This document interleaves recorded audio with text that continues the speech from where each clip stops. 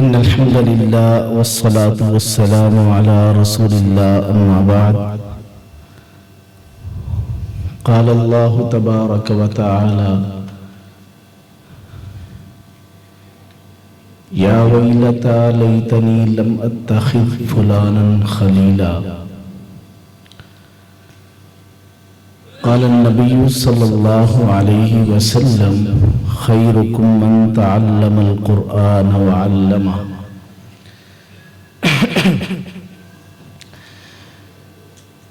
سب سے پہلے اللہ رب العالمین کی تعریف، لاکھوں کروڑوں بے حد و حساب درود و سلام میرے آپ کے ہادی رہبر رہنما جناب محمد الرسول اللہ صلی اللہ علیہ وسلم کی ذات گرامی پر۔ معزز محترم مکرم عزیز بھائیوں، پیارے بچوں اور احترام کے لائق بزرگوں، زیادہ بلند آواز سے یا سپیکر میں بہت اونچی آواز سے بات ہو ضروری نہیں، ضروری یہ ہے کہ ہم چند منٹ جو بات کریں وہ صحیح طریقے سے سمجھ آ جائے۔ پہلے تو انتظامیہ کا، اہل محلہ کا اور وہ لوگ جنہوں نے محنت کی، ان کا اللہ رب العالمین سے ان کے حق میں دعا ہے کہ ان کی اس کاوش کوشش کو اللہ رب العالمین قبول فرمائے۔ دوسری بات، میرے عزیز بھائیوں، اللہ تعالیٰ نے سورہ فرقان میں ایک بندے کی حسرت قیامت کے دن وہ اپنے لیے ہلاکت مانگے گا، تباہی مانگے گا اور کہے گا کہ یا ویلتا لیتنی، ہائے میری ہلاکت ہو جائے، ہائے میں تباہ ہو گیا، کاش کہ میں دنیا میں فلاں انسان کو اپنا دوست نہ بناتا جس نے میری دنیا بھی تباہ کر دی اور آخرت بھی تباہ کر دی۔ آپ یہ پیارے بچے بڑے خوش نصیب ہیں کہ جن کے رفاقت، جن کی دوستی اللہ رب العالمین نے قرآن مجید سے بنا دی۔ میں اللہ کی قسم اٹھا کے کہہ سکتا ہوں، قرآن کو 1400 سال کے بعد ہر دور میں، آج کے دور میں سب سے زیادہ عزت ملی۔ تو یہ کیسے ممکن ہے جو قرآن پڑھنے پڑھانے والے ہیں ان کو عزت نہ ملے؟ اس حدیث کو ہم نے بہت دفعہ سنا، خیرکم من تعلم القرآن وعلمہ، کہ تم میں سے سب سے بہترین وہ ہیں جو قرآن پڑھنے والے ہیں اور پڑھانے والے ہیں۔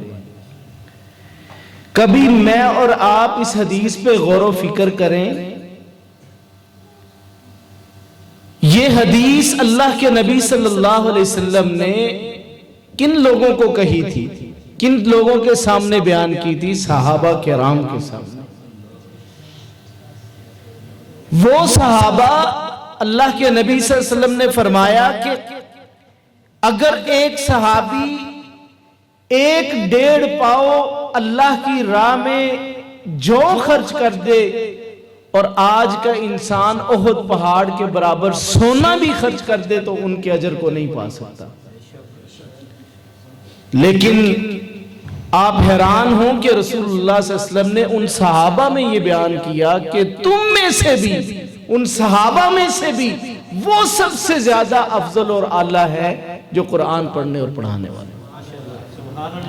باقی ہر فضیلت صحابی کی الگ ہے، اللہ رب العالمین نے حضرت ابو بکر صدیق کو جو مقام دیا وہ الگ معاملہ ہے رضی اللہ عنہ۔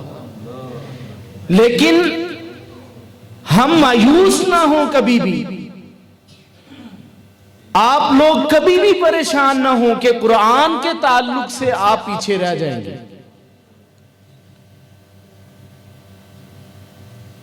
امام بخاری رحمہ اللہ کے استاد محترم کے بارے میں پڑھ رہا تھا، ان سے پوچھا گیا کہ استاد محترم، آپ کے پاس دور دراز سے لوگ علم حاصل کرنے آتے ہیں، آپ اتنے بڑے شیخ ہیں، کسی بڑی درسگاہ میں کسی بڑے شہر میں کیوں نہیں چلے جاتے؟ عرصہ تقریباً 35 سال سے آپ اسی مسجد میں بیٹھے ہیں۔ تو کہنے لگے دل تو بہت کرتا ہے، بڑا دل کرتا ہے کہ میں بھی بڑی جگہوں پہ جاؤں، بڑے اداروں میں جاؤں، وہاں پہ جا کے کام کروں، لیکن رسول اللہ صلی اللہ علیہ وسلم کی یہ جو حدیث ہے نا، خیرکم من تعلم القرآن وعلمہ، یہ حدیث مجھے نہیں جانے جاتی۔ ہم کبھی بھی مایوس نہ ہوں، اور اللہ کی قسم یہ دنیا بھی آپ لوگوں کی ہے اور آخرت بھی آپ لوگوں کی ہے۔ قرآن کے ساتھ صحیح انداز سے ہم مخلص ہو جائیں۔ آؤ حضرت ابو ہریرہ رضی اللہ تعالیٰ عنہ کے حوالے سے ہم دیکھتے ہیں کہ قرآن کے ساتھ تعلق رکھنے کی وجہ سے، پیارے پیغمبر صلی اللہ علیہ وسلم کے فرامین سے تعلق رکھنے کی وجہ سے، ابتدا میں حالات کیا ہیں، لیکن اللہ رب العالمین کا یہ وعدہ ہے کہ وہ دنیا بھی اچھی دے گا اور آخرت بھی بہترین ہوگی۔ لوگوں نے محنت کی دنیا کے لیے، ان کو ان کی دنیا کے حساب سے جو اللہ نے رزق لکھا تھا مل گیا، لیکن آخرت میں خالی ہاتھ۔ لیکن محنت کس بات پہ کرنی ہے کہ یا اللہ ہماری دنیا بھی اچھی بنا دے، اور اس سے زیادہ فکر ہے کہ اللہ ہماری آخرت اچھی کر دے۔ رسول اللہ صلی اللہ علیہ وسلم کے اس پیارے صحابی کی حالت کیا ہے؟ بیان کرتے ہیں کہ لوگ اپنے کام کاج کے لیے، اپنے رزق کمانے کے لیے نکل جاتے، اور میں رسول اللہ صلی اللہ علیہ وسلم کی چوکھٹ پہ بیٹھا رہتا کہ اللہ کے نبی صلی اللہ علیہ وسلم کے منہ مبارک سے کب موتی بکھنے اور میں ان کو سمیٹوں۔ حالات یہ بن جاتے، بسا اوقات بھوک پیاس کی وجہ سے بے ہوش ہو جایا کرتے تھے رستے میں، اور بچے مذاق کرتے، لیکن اللہ رب العالمین نے قرآن والوں کی عزت بھی تو کرنی تھی نا۔ ان مساجد کو آباد کرنے والوں کو اللہ رب العالمین نے دنیا میں دکھانا تھا، جو میرے ساتھ مخلص ہیں میں ان کی دنیا بھی اچھی کرتا ہوں اور آخرت بھی۔ کیسے اچھی ہوئی؟ حضرت عمر فاروق رضی اللہ عنہ کے دور میں کچھ صحابہ کہنے لگے چلو یار حضرت ابو ہریرہ رضی اللہ عنہ کو مل کے آتے ہیں، اور پتہ چلا کہ اس وقت حضرت ابو ہریرہ رضی اللہ عنہ کو حضرت عمر فاروق رضی اللہ عنہ نے مدینہ کا گورنر بنایا۔ حالات کیا ہیں؟ انہی مسجد مدینہ کی گلیوں میں بے ہوش ہو جایا کرتے تھے، اور حالات کیا ہیں؟ اسی مدینہ کے گورنر حاکم ہیں، شہر کے مالک ہیں۔ پتہ چلا، دیکھا حضرت ابو ہریرہ رضی اللہ عنہ نے بڑا عالی شان بہترین لباس پہنا ہے، ایک بہترین اپنی کرسی پہ بیٹھے ہیں، اور اس کے بعد اللہ رب العالمین نے کیسا مقام دیا، اپنے ہاتھ میں ریشمی رومال پکڑا ہوا ہے۔ صحیح مسلم کی روایت ہے، یہ صحابہ حضرت ابو ہریرہ اپنے ساتھی کو دیکھ کے دور سے کہنے لگے بخن بخن یا ابا ہریرہ، بلے بھی بلے ابو ہریرہ تو نے تو کمال کر دیا۔ یہ وہ علامات ہیں جو اللہ کے قرآن کے ساتھ اور پیارے پیغمبر صلی اللہ علیہ وسلم کے فرامین کے ساتھ جڑ جاتے ہیں، اللہ رب العالمین ان کو ضائع نہیں کرتا۔ آؤ ایک اور صحابی کے بارے میں، حضرت عبد الرحمن بن عوف رضی اللہ عنہ کے بارے میں نے اور آپ نے سنا ہے مکہ کے بہترین تاجر ہیں. کل میں ایک شیخ صاحب کو سن رہا تھا, کہنے لگے بہترین مال و دولت والے تاجر تھے, مکہ کے سرداروں میں سے شمار ہوتا تھا, لیکن سوشل اعتبار سے اتنا زیادہ پریشان کر دیا گیا ان کو, ورنہ مالی اعتبار سے کوئی مضبوط بندہ ہو نا, وہ کبھی اپنی جگہ کو چھوڑ کے نہیں جاتا. ہم جانتے ہیں کاروباری حضرات اگر بیٹھے ہیں بھائی تو وہ جانتے ہیں دکان کا کرایہ, دکان چل پڑی ہے, نام بن گیا ہے, وہاں پہ 5-5 لاکھ روپے کرایہ دینے کے لیے تیار ہے, جگہ چھوڑنے کے لیے تیار نہیں ہے. آپ اندازہ لگائیں, حضرت عبد الرحمن بن عوف رضی اللہ عنہ مکہ کے کامیاب ترین تاجروں میں سے ان کا شمار ہوتا تھا. حالات اتنے زیادہ تنگ کر دیے گئے, پریشان اتنا زیادہ کر دیا گیا کہ اپنا کاروبار چھوڑ چھاڑ کے مدینہ جانے لگے. حالات دیکھیے گا, اللہ کے قرآن کے ساتھ, پیارے پیغمبر صلی اللہ علیہ وسلم کے فرامین کے ساتھ جڑنے والوں کو اللہ کبھی ضائع نہیں کرتا. کیا حالات ہوئے, اپنے بیوی بچوں کو لیا, اپنی جمع پونجی جو تھی, اپنی دولت کو ساتھ لے کے جا رہے ہیں. مکہ کے سرداروں کو پتا چلا کہ عبد الرحمن بن عوف جا رہا ہے, بھاگ کے آگے سے روکا, کہنے لگے عبد الرحمن رضی اللہ عنہ پیسہ یہاں پہ رہ کے کمایا, باہر کیسے لے کے جانے دیں. انہوں نے کہا اللہ کے قرآن کے لیے, پیغمبر صلی اللہ علیہ وسلم کے فرامین کے لیے یہ دولت بھی قربان ہے, لے لو. ان کفار مکہ نے کہا کہ اس کو تو اثر ہی کوئی نہیں ہوا. اگلا بار کیا کہ یہ بیٹی ہماری ہے, اگرچہ بیوی تیری ہے, ہم تیرے ساتھ نہیں جانے دیتے. بیوی کو بھی واپس کر دیا. بچوں کی محبت کا لیول ہم سب باپ اگر بیٹھے ہیں تو جانتے ہیں کہ بچوں کی محبت کیسی ہوتی ہے. کہنے لگے یہ بچے بھی نہیں جانے دیں گے, لے لو بچے بھی لے لو. خالی ہاتھ اللہ کا قرآن, پیارے پیغمبر صلی اللہ علیہ وسلم کے فرامین اپنے دل میں بسا کے مکہ چھوڑ کے مدینہ چلے گئے. مدینہ میں گئے تو انصار نے کیا کہا, انصار صحابہ نے کہا آؤ آدھا گھر لے لو, آدھا کاروبار لے لو, 2 بیویاں ہیں, طلاق دیتے ہیں, عدت کے بعد نکاح کر لو. کہا نہیں, میرے پاس اللہ کا قرآن اور پیارے پیغمبر صلی اللہ علیہ وسلم کے فرامین ہیں, مجھے بازار کا رستہ بتاؤ. آپ لوگوں کو یہ بتانا مقصد ہے کہ جو مخلص ہوتا ہے اللہ اور اس کے رسول کے حدیث کے ساتھ, اللہ کی قسم اس کی دنیا بھی اچھی ہوتی ہے, اس کی آخرت بھی اچھی ہوتی ہے. یہ غلط بات ہے کہ حافظ قرآن معاشرے میں اچھی زندگی نہیں گزار سکتا, اچھے کپڑے نہیں پہن سکتا. میں بھی اللہ کی قسم انہی صفوں پہ گھٹنے رگڑ رگڑ کے پڑے ہیں. اور بہترین دنیا پڑھو, بہترین دین پڑھو, کبھی کسی معاملے میں اپنے آپ کو مایوس نہ کریں. الحمدللہ حفظ کیا, تجوید پڑھی, عالم دین بنا, سکول بھی, M A English, M A عربی, ایم اے اسلامیات, ایم اے ایجوکیشن, آگے ایم فل کیا, ابھی پی ایچ ڈی بھی کر رہا ہوں. یہ کس کے لیے ہے؟ یہ دنیا بھی انشاءاللہ الرحمن ان اللہ کے قرآن والوں کے لیے, اور آخرت بھی آپ لوگوں کے لیے. حضرت عبد الرحمن بن عوف رضی اللہ عنہ مدینہ کے بازار میں گئے, چھوٹے لیول پہ کاروبار شروع کیا. اللہ رب العالمین نے پتہ کتنی دولت دی. جب وہ اس دنیا سے گئے تو ان کی 4 بیویاں تھیں, اور 4 بیویوں سے اولاد تھی. علماء اگر بیٹھے ہیں جانتے ہیں کہ اولاد کی موجودگی میں بیوی کو 8واں حصہ ملتا ہے.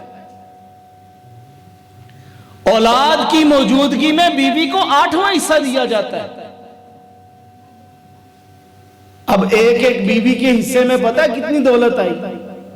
دیکھو قرآن والوں کو عزت اللہ کیسے دیتا ہے, دنیا بھی ان کی بہترین اور آخرت بھی بہترین. ایسا بہترین تاجر ہے کہ اللہ کے نبی صلی اللہ علیہ وسلم نے یہ فرمایا عبد الرحمن فی الجنہ، عبد الرحمن بن عوف بھی جنت میں جائے گا۔ کیسا تاجر ہوگا، کیسا سچا تاجر، کیسا کھرا تاجر ہوگا۔ کہتے ہیں کئی کئی میل تک ان کے اونٹوں پہ اوپر سامان لدا ہوا ہوتا، کئی کئی میل گزر جاتے، پتہ چلتا عبد الرحمن بن عوف کا قافلہ جا رہا ہے، ایک ملک سے دوسرے ملک سامان لے کے جا رہا ہے۔ جب اس دنیا سے گئے تو اولاد میں، بیٹوں میں، بیٹیوں میں وراثت تقسیم ہوئی تو بیوی کے حصے میں 8واں حصہ پتہ کتنا ملا؟ اس وقت چاندی کے درہم ہوتے تھے اور سونے کے دینار ہوتے تھے۔ اتنی دولت دی اللہ رب العالمین نے کہ سونے کی اینٹیں کاٹ کاٹ کے وراثت تقسیم کی گئی۔ بیویوں کے حصے میں 84 ہزار سونے کے سکے آئے۔ بس بات ایک ہے، ان طلبہ کے لیے بھی، ان نمازی حضرات کے لیے بھی، میرے لیے بھی، آپ سب کے لیے، کہ ہم قرآن مجید کے ساتھ مخلص ہو جائیں۔ ہمارا تعلق، ہماری دوستی، ہمارا یہ ریلیشن کیسا ہے، اس کو پرکھنے کی ضرورت ہے، ہم مخلص ہیں کہ نہیں۔ ورنہ قیامت کے دن یہ اپنے لیے ہلاکت مانگے گا، یہ شخص کہے گا یا ویلتا لیتنی لم اتخذ فلانا خلیلا لقد اضلنی عن الذکر بعد اذ جاءنی۔ اس نے مجھے ذکر سے دور کر دیا، اس نے مجھے مسجد سے دور کر دیا، اس نے مجھے قرآن سے دور کر دیا۔ ہماری محفل مجلس کیسی ہے، آج یہ جائزہ لینے کی ضرورت ہے۔ آج ہمیں سوچنا پڑے گا، اللہ کی قسم، ہمارے بچوں کے ساتھ ہمارا ریلیشن کیسا ہے۔ اس موبائل نے جو تباہی مچائی ہے ہم سوچ بھی نہیں سکتے۔ گھروں میں بیویاں جن کو اپنے خامد کے ساتھ بیٹھ کے پیار محبت کی باتیں کر کے مسکرانا تھا، اب شوہر اپنے موبائل کو لے کے الگ کونے میں بیٹھا ہے اور موبائل میں لوگوں کو تنگ کیا جا رہا ہے، اس کو دیکھ دیکھ کے مسکرا رہا ہے۔ اس بیوی اور میاں بیوی کا بیٹھ کے مسکرانا، محبت کی باتیں کر کے ایک دوسرے سے مسکرانا، اللہ کی قسم وہ بھی نیکی تھی۔ یہ مسکرا کہاں پہ رہا ہے؟ یہ اپنے آپ کو کہاں پہ مصروف کر رکھا ہے؟ موبائل پہ، جہاں پہ لوگوں کو تنگ کیا جاتا ہے، اور یہ دیکھ کے یہاں پہ مسکرا رہا اور بیوی الگ کونے میں دیکھ کے مسکرا رہا۔ حالانکہ اللہ کی قسم رسول اللہ صلی اللہ علیہ وسلم نے کیا فرمایا تھا؟ ایک مسلمان دوسرے مسلمان سے ملے اور چہرے پہ مسکراہٹ لے آئے، یہ بھی نیکی ہے۔ ایک مومن بندے کا ہر لمحہ اللہ کی قسم نیکی ہے۔ میں حدیث پڑھ کے حیران ہوا، ایک شخص ایمانداری سے سنت کے مطابق صبح گھر سے نکلتا ہے، اللہ اور اس کے رسول کو یاد کرتا ہے، اپنے پیٹ کو بھرنے کے لیے، اپنے بیوی بچوں کے پیٹ کو بھرنے کے لیے کام کاج پہ جاتا ہے۔ اللہ کی قسم محنت تو ویسے بھی کر رہے ہیں، اپنی دوستی اور یاری کو دیکھیں، اپنی نیتوں کو دیکھیں، میں کس نیت پہ جا رہا ہوں۔ رسول اللہ صلی اللہ علیہ وسلم نے پتہ کیا فرمایا؟ حتی لقمۃ فی امراتی، حتیٰ کہ وہ لقمہ جو آپ نے سارا دن محنت کی ہے، کسی کی مزدوری کی ہے، آپ نے حلال کا رزق کمایا ہے، اور وہ لقمہ جو آپ کے بیوی بچوں کے منہ میں جاتا ہے وہ بھی آپ کے لیے نیکی ہے۔ ایسا دین کہاں سے لے کے آؤ گے؟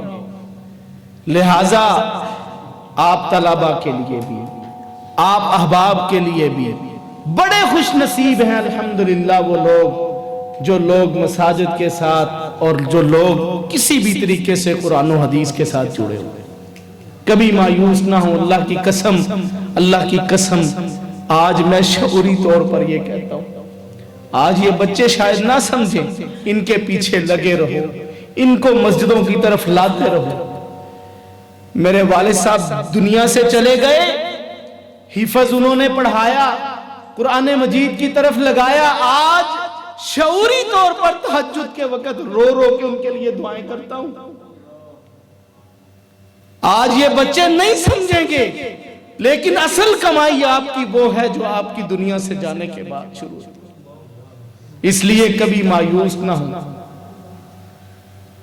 آج ایک بہن کہہ رہی تھی، کہنے لگی کیسی زندگی ہے ان لوگوں کی، ان خواتین کی جو بال کھلے ہو کر کے چلتی پھرتی ہیں. کیسی زندگی ہے ان لوگوں کی جو شادیاں نہیں کرتے، وہ بھی تو سکون سے زندگی گزار رہے ہیں. انہوں نے کہا یہ کیسی زندگی ہے، آخر ایک دن اپنے رب کو بھی تو جا کے منہ دکھانا ہے، کس منہ کے ساتھ اس کے سامنے کھڑے. کبھی سوچیں تو صحیح، کبھی مایوس نہ ہو. اللہ کی قسم آج اگر حالات تنگ ہیں، یہ بچے محنت مزدوری کر کے گھر میں لا سکتے تھے کچھ کھانے پینے کے لیے. یہ مسجدوں کو آباد کرنے والے لوگوں، اللہ کی قسم اللہ رب العالمین آپ کو ضائع نہیں کرے.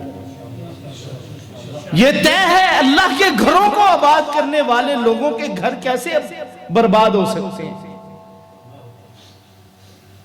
رسول اللہ صلی اللہ علیہ وسلم نے مسجد نبوی سب سے پہلے مدینہ میں آ کے اللہ کا گھر بنایا.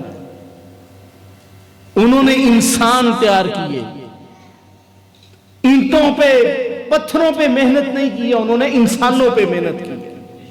آپ دیکھیں حضرت ابو بکر صدیق رضی اللہ عنہ، نبی صلی اللہ علیہ وسلم کے آخر دور میں بہترین فتوحات ہو گئی. حضرت ابو بکر صدیق رضی اللہ عنہ کے دور میں کتنی فتوحات ہیں. حضرت عمر فاروق رضی اللہ عنہ کے دور میں 22-22.5 لاکھ مربع میل تک حکومت پہنچ گئی ہے.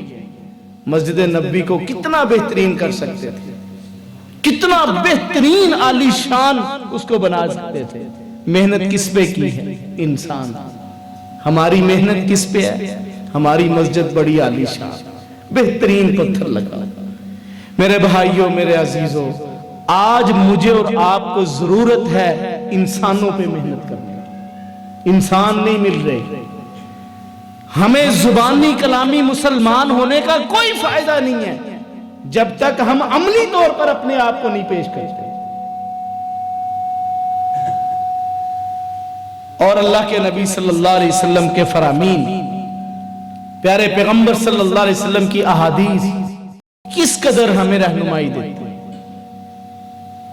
اللہ رب العالمین آپ کا بیٹھنا اور یہاں پہ یہ پروگرام جو منعقد ہوا ہے، سب لوگوں کا جمع ہونا، اللہ کی قسم یہ اتنی اچھی مجلس ہے، اتنی بہترین مجلس ہے کہ آپ سوچ نہیں سکتے. یہ دنیا جو ہے نا، جو باقی سیارے ہیں نا، ان کے مقابلے میں چھوٹا سا ایک نقطہ ہے.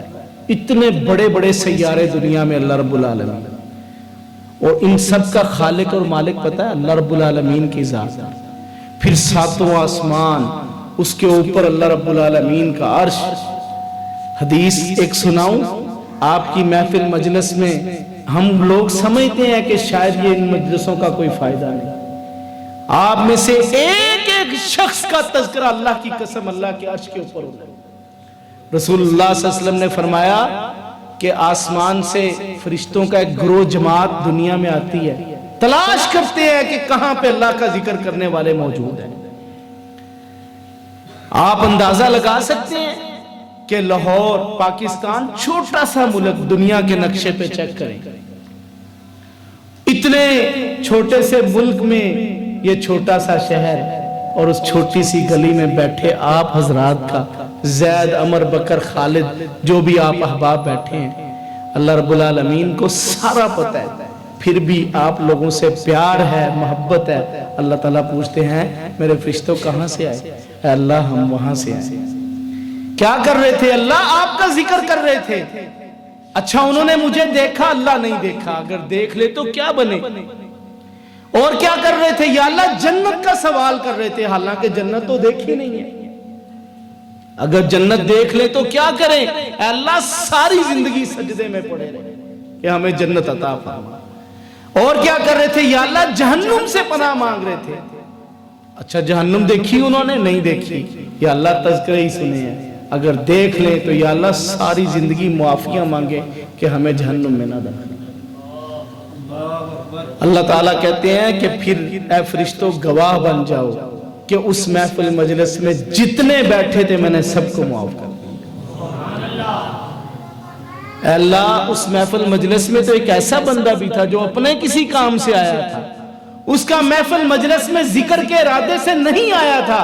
اللہ کی قسم، رسول اللہ صلی اللہ علیہ وسلم نے فرمایا وہ محفل مجلس اتنی برکتوں والی ہے، جو شخص اپنے کسی کام سے آیا لیکن اس محفل مجلس کا حصہ بن گیا کسی بھی نظریے سے، میں نے اس کو بھی معاف کیا۔ میرے بھائی، میرے عزیز، ان مسجدوں کو آباد کرنے سے کبھی پیچھے نہ ہٹیں۔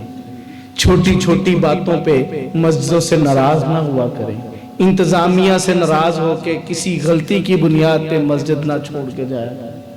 اللہ کی قسم، یہ وقت ہے، یہ ٹائم ہے اللہ کے گھروں کو آباد کرنے کا، ورنہ حالات جو بن رہے ہیں ہمارے سامنے۔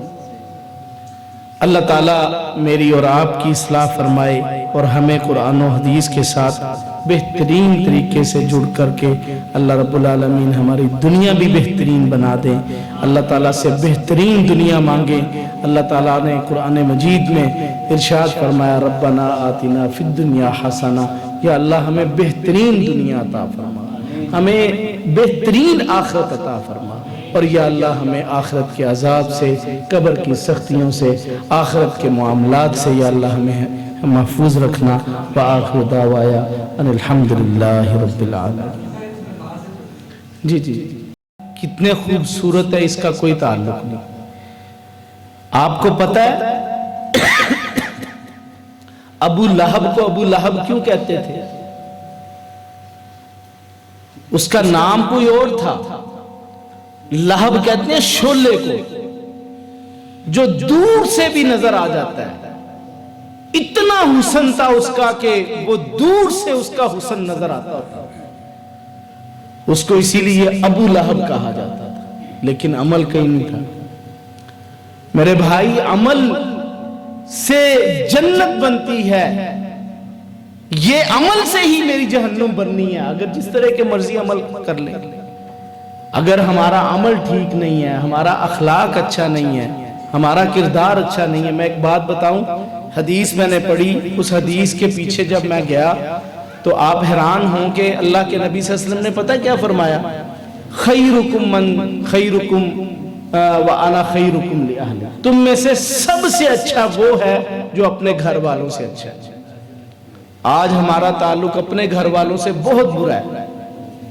خامد بیوی سے پریشان ہے، بیوی اپنے خامد سے پریشان ہے، بچے ماں باپ سے پریشان ہیں، اپنے ہی گھر والے گواہی دینے کے لیے تیار نہیں ہیں۔ میں اس حدیث کو پڑھا، بڑی معذرت کے ساتھ یہ سب کو سنانا ضروری ہے، صحیح حدیث ہے۔ اللہ کے نبی صلی اللہ علیہ وسلم اپنی بیوی حضرت خدیجہ رضی اللہ عنہا کے پاس بیٹھے، کہنے لگے، یا خدیجہ تو، اے خدیجہ، یہ جبرائیل امین آئے ہیں، بات بڑی توجہ سے سنیے گا، اور کہہ رہے ہیں کہ ان اللہ یبشرک یقرأ علیک السلام، اے خدیجہ، اس کائنات کا خالق مالک آپ کو سلام بھیج،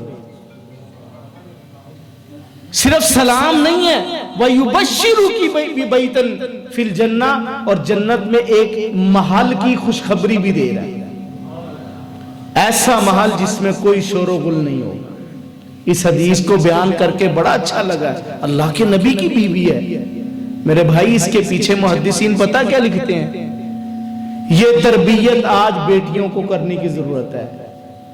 اس حدیث کے پیچھے محدثین لکھتے ہیں، کبھی سوچے تو صحیح اس بیوی کا اپنے خامد سے کیسا تعلق ہوگا کہ کائنات کا خالق اور مالک سلام بھیج رہا ہے، اس کی طرف توجہ نہیں ہوتی۔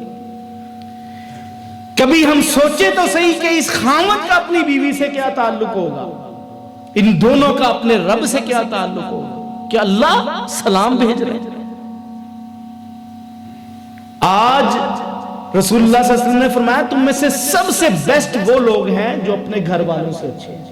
میں یہاں پہ آیا ہوں، میں آواز تھوڑی سی کم کر دوں، میں یہاں پہ آیا ہوں آدھے پونے گھنٹے کے لیے، بڑا میٹھا میٹھا بول سکتا ہوں، اچھا اخلاق کردار دکھا سکتا ہوں۔ آپ کہہ دیں گے یار قاری صاحب آئے تھے بڑے اچھے اخلاق والے تھے، نہیں، اللہ کی قسم یہ اخلاق نہیں ہے۔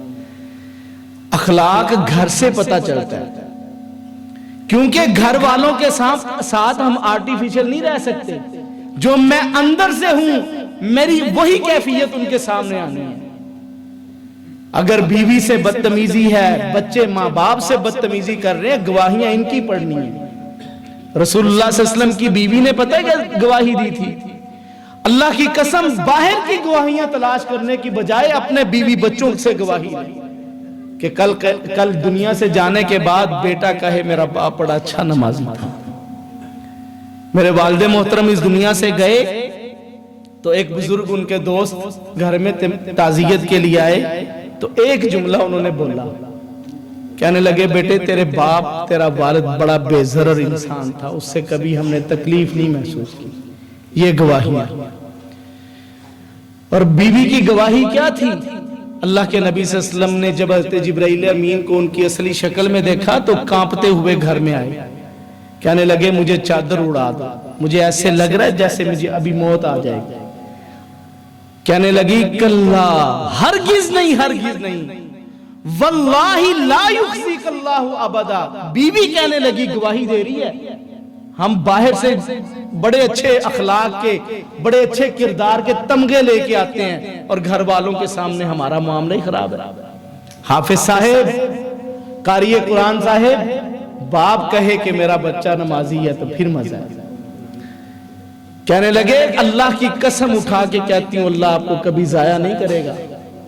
وجہ کیا ہے؟ بیوی گواہی دے رہی ہے انکا تصل الرحم, آپ نے کبھی ناجائز کسی کے ساتھ جھگڑا نہیں کیا, رشتہ داریوں کو جوڑتے ہیں. وتحمل الکلہ, لوگوں کے بوجھ اٹھاتے ہیں. وتقری الضیف, مہمان آتا ہے سب کچھ لٹانے کے لیے تیار ہے.